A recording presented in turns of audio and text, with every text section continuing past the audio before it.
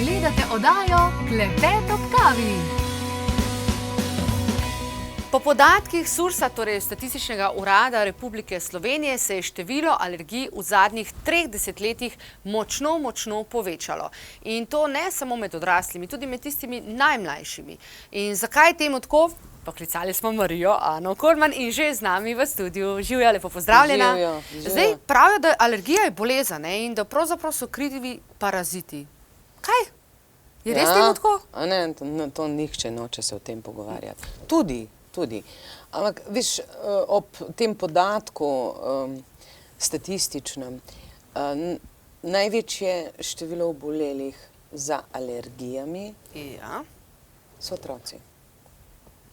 Menda čez 70%. Kar posledično pomeni, da imajo otroci tudi slab imunski sistem. Alergija je zelo neraziskano področje.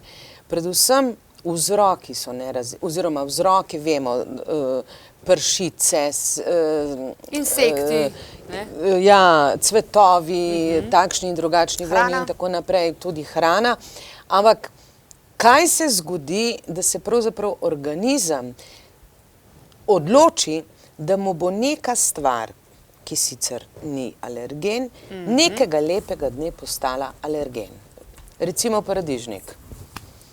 Lahko leta in leta ješ paradižnik, nekega lepega trenutka ti bo pa paradižnik sprožil alergijo. Pustimo zdaj ob strani to mogoče s pesticidi in tako naprej, ampak recimo domač paradižnik.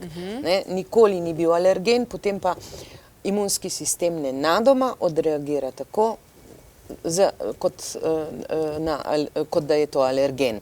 Enako velja za pike insektov, za cvetenje brez recimo in tako naprej.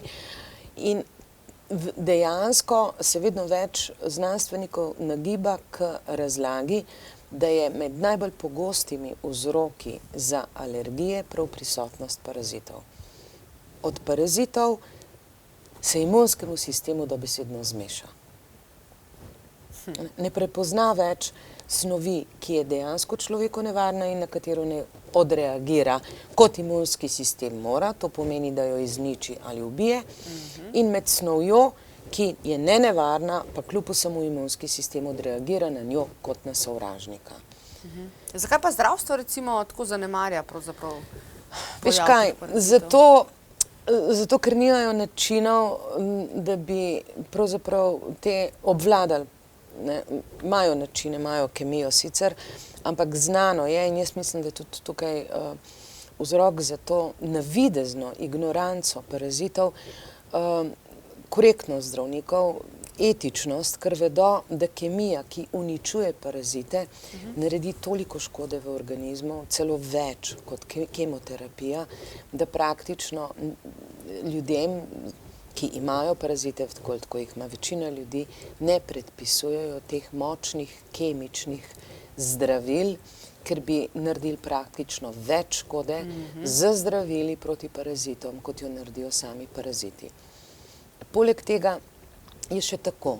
Človek, ki je ozaveščen in ki ima neko kulturo prehranjevanja, ki ne nazadnje lahko sledi izkušnjam naših prednikov, za svojo vsakodnevno prehrano poskrbi za to, da parazite obvladuje. To pomeni dovolj surovega česna, dovolj surove čebule, tudi dovolj feferonov ali pa začinjena hrana, je pravzaprav zagotovilo, da paraziti ne prevzamejo kontrolo nad tvojim imunskim sistemom.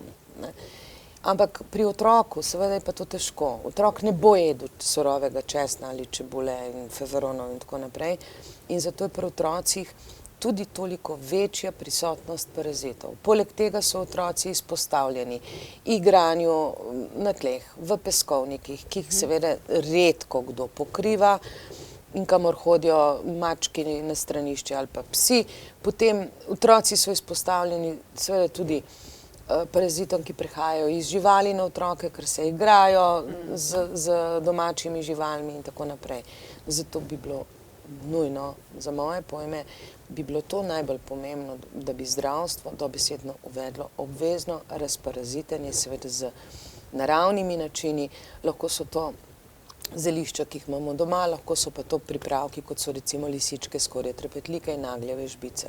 Čist naraven proizvod in vsaj dvakrat na leto bi bilo potrebno obvezno razparazitenje vsega prebivalstva. No, to je pa kar informacija. Dajmo si še pogledati, kaj je Sabina Cimerman povedala o povezavi med otroškimi boleznimi in paraziti. V bistvu si delam ene statistike, ne? In vsi ti, ko starši, ko pripeljejo otroke, se najprej malo zasramujejo, ne samo jih pa nima, ne? Ker v bistvu o všeh se že zdaj pogovarja, ne? Ker jih je zelo veliko in imajo in v vrtcih in šolah. O parazitih se še pa ne pogovarjajo toliko veliko, ne? Ker je pač to malo kao, da ni dovolj čistoče, s tem povezujejo. Ne povezujejo pa paraziti, enostavno je to, pač se naseli zaradi razne hrane v črevesju, ne? In če imunski sistem ni okrepljen, potem je enostavno kot cela paleta težav, ki se nam dogajajo, ne? In potem recimo vozijo otroke na bioresonanco zaradi alergij, ampak noben ne pogleda, so paraziti tisti krivi, ne? In po tej statistiki, ki si jo delam, ne? Zakaj otroci prihajajo k meni, kaj je največji problem, so v bistvu vedno paraziti, ne? Ja, ne, in zdaj so se ravno pogovarjali, torej, kdaj v bistvu pravzaprav nastane problem, če imamo enkrat parazite v črevesju? To še ni tako zelo narobe, ne? Mislim, ni fajn, ampak ne delajo nam pa preglavic. No, razen tega, da ti zasedajo tvoj imunski sistem, ker 70% imunskega sistema je v črevesju. Okay. To so v steni trebušnih organov, so Peyerjevi panoji, to so limfatična tkiva, potem so limfatične mezgovnice, potem so bezgavke. In zdaj si ti zamisel, stanje v prebavilih, ne, zdravega človeka je pač tako, da parazitov ni in imunski sistem lahko živi in deluje.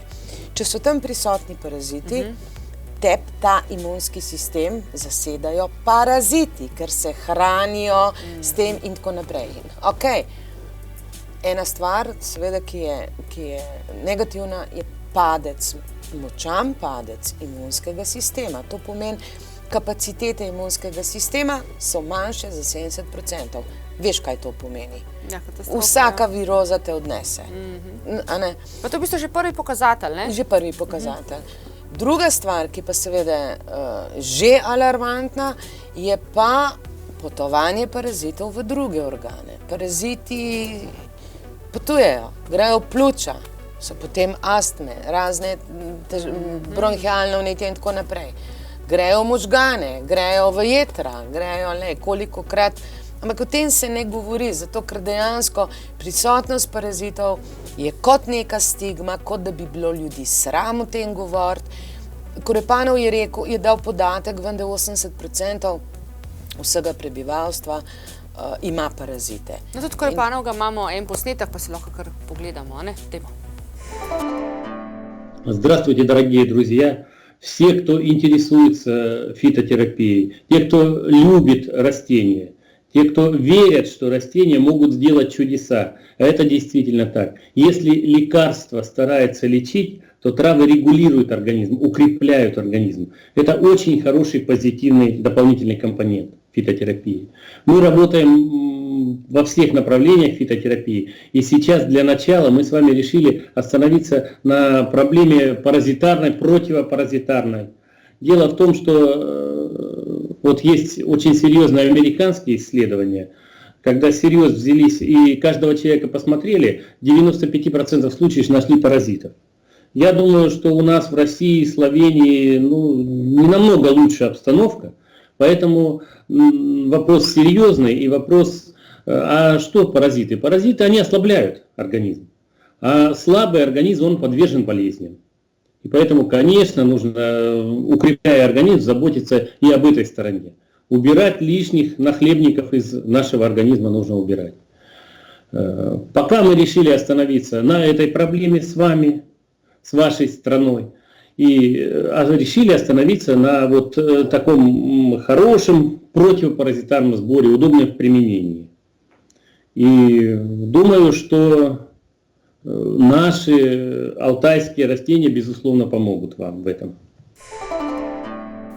Marija Ana, doktor Korepanov pa je tudi nekaj zmešal, eno pravzaprav proizvod in naredil prav posebni recepturi. Kaj nam lahko ti Ja, poveš? 3 sestavine je dodal z namenom, da je čim večji spekter delovanja, ker parazitov je Malo morje, ne? zelo veliko vrst, a ne, in več ali manj iz sodobnih znanstvenih raziskav in izkušenj ljudskega zdravilstva v Sibiriji je sestavil formulo, ki je mogoče malo nenavadna, in sicer lisičke, skorje trepetlike in nagljeve žbice. Se ti mogoče malo čudno zdi, Sibirc pa nagljeve Ja, žbice. ravno se hotela vprašati, kaj Ja. delaš špice tukaj Lej, v tej recepturi? A veš, jaz sem bila zelo presenečena pred mnogimi leti, ko sem bila prvič v Tomsku na biotehniški fakulteti in tam imajo botaničen vrt. Botaničen vrt, ki je presegel moje predstave o velikosti. To so hektarji in hektarji zaprtih, visokih rastlinjakov, v katerih rastejo, jaz mislim, da ne pretiravam, vse rastline sveta, vključno z orjaškimi drevesi. In ta botanični vrt je tam že 150 let. Znanstveniki so ga postavili z namenom proučevanja zdravilnosti rastlin. In seveda med vsemi rastlinami je tudi drevo, na katerem rastejo nagljeve žbice, ne, in praktično imajo v okviru biotehniške univerze potem nasade določenih rastlin, ki jih uporabljajo v zdravilne namene. Tako da nagljeve žbice seveda prihajajo tudi iz uvoza, niso del sibirskega habitata, ampak kljub vsemu Korepanov jih je vključil, zato ker imajo močan učinek na parazite. Kombinacija deluje pa tako zanimivo, da parazite ne ubije, tako kot kemija. Zato tudi ta preparat ni škodljiv, ampak jih živčno blokira. V bistvu meni Korepanov razložil, parazitom je za zmešati, ko zaznajo okus, von in substance snovi, ki so v lisičkah, skorji trepetlike in nagljevih žbicah. Nevzdržno jim postane v prebavilih in po najhitrejšem postopku zapustijo naša prebavila. In to so, recimo, lisičke imajo hitin manozo. To je praktično živčni strup za parazite, poenostavljeno povedano. Potem imajo ergosterol, to je provitamin D, tudi nevzdržno parazitom, to je tako, kot da bi jih sonce obsijalo. In dejansko ta kombinacija deluje tako, da drug drugega vse sestavine pravzaprav krepijo in podpirajo učinek. In protokol z lisičkami, z tem proizvodom je prvič naraven, drugič učinkovit, tretjič daje pa pravzaprav organizmu tudi stimulacijo za pravilno delovanje oziroma pospešeno delovanje imunskega sistema, ker ta imunski sistem, ki se po odhodu parazitov iz prebavil sprosti, je treba uživiti, ga stimulirati, da spet deluje. Zdaj pa še nekaj me zanima. Ljudem načeloma, torej naše zdravstvo predpisuje antihistaminike, noben pa v bistvu ne pomisli, da bi bilo treba pravzaprav odstraniti vzrok, torej razparazitati. Mi si lozi pomagamo torej s to recepturo, kaj pa je še kaj v bistvu, kaj lahko v vsakdanjem življenju, mogoče z vnosom posebne hrane ali pa dodatkov pravzaprav pomagamo ali pa preprečimo vnos parazitov v naše telo? Ja, poglej, pri otrocih, kot rečeno, je težko priti do tega, da bojo jedli čebulo česena, to vemo, da deluje. Prepražena že ni v redu, ali pa kuhana? Ne. Pri otrocih pomagajo klinčki, nagljeve žbice. Zato, poglej, dodajemo jih v kaše, v čežane, v kompot in tako naprej. Tudi v smuti verjetno lahko, če jih malo zmeljamo. Tudi, ampak otrokom ni noben problem dati te kapsule. Čeprav ti bom povedala izkušnjo z mojimi vnuki, na začetku, 2 leti nazaj, jima ni bilo. Kapsule otrok težko pogoltne. Oziroma, tle gre pri otrocih, zlasti mlajših, je potrebno dozirati. Otroci do 5 let uživajo samo 2-krat na dan po 1/3 kapsule. Otroci od 5 do 10 let 2-krat na dan po 1/2 kapsule. In zdaj, kako boš to doziral? Ko ti kapsulo odpreš, je potem potrebno otroku dati na žličko, okus jim pa ni prijeten. Veš, imajo specifičen, in nagljeve žbice, in klinčki, in jim ni všeč. In moja 2 vnuka sta kar vihala na mal nos in tako naprej, pa sem pol malo teatra naredila, pa sem jim razložila, kako glistice, samice, po noči, ko one 2 spančkata, prelezejo skozi ritko ven, pa jajčeca tam pri ritki pustijo, pa se potem spet skrijejo in z tistih jajčec se spet naredijo nove in to jim je bil veš tak strah. In sta jedla tiste zdaj brez problema to jesta. Enostavno na žličko pa nekaj sokac čez ali pa, ker v vodi se težko stopi in je najbolj enostavno je otrokom res povedati zgodbico pa dati tisto na žličko pa nekaj čez, da pojedo. Odrasli pa seveda lahko v svoji prehrani poskrbijo za to, da je pač prisotnost parazitov čim manj verjetna, čeprav se praktično vsem, tudi odraslim, priporoča ravno z namenom razbremenitve imunskega sistema, da 2-krat na leto naredijo protokol razparazitenja s proizvodom lisičke, skorje trepetlike in nagljeve žbice. 2-krat na dan po 1 kapsulo. Priporočam to sicer tudi izjemoma večkrat na leto, če potujemo v tujino, če pač se prehranjujemo s hrano, nad katero nimamo nadzora, sledljivosti in tako naprej. Ker doma že veš, kaj uživaš, nekje na potovanjih je pa to malo težje in običajno na potovanjih tudi vsi dobijo parazite. Še eno vprašanje, še eno skupino imamo, nosečnice. Kako pa je z njimi pa razparazitenjem? Ja, ne? Seveda, obvezno, ker se paraziti prenašajo tudi na plod.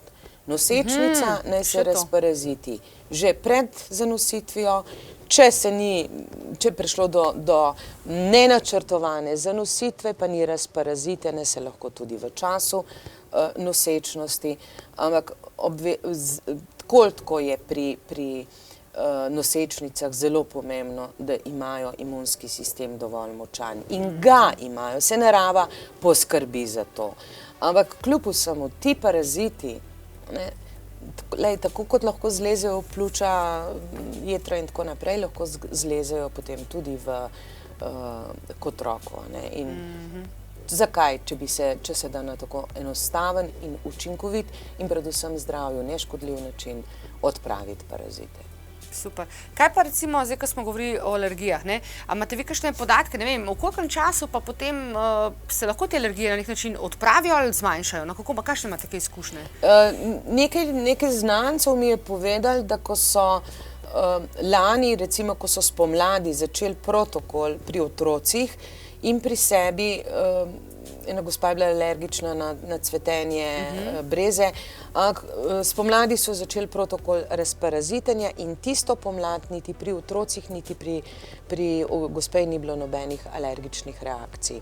Jaz bi zelo priporočala ljudem tudi uporabo čaja iz čebulnih olupkov, ki je znano, staro, ljudsko terapevtsko sredstvo, tako proti alergijam, kot tudi proti parazitom. In enostavno čebulne olupke ne mečemo stran, neumnost, ker imajo ogromno kvercetina in tudi mnogo ostalih zdravilnih sestavin.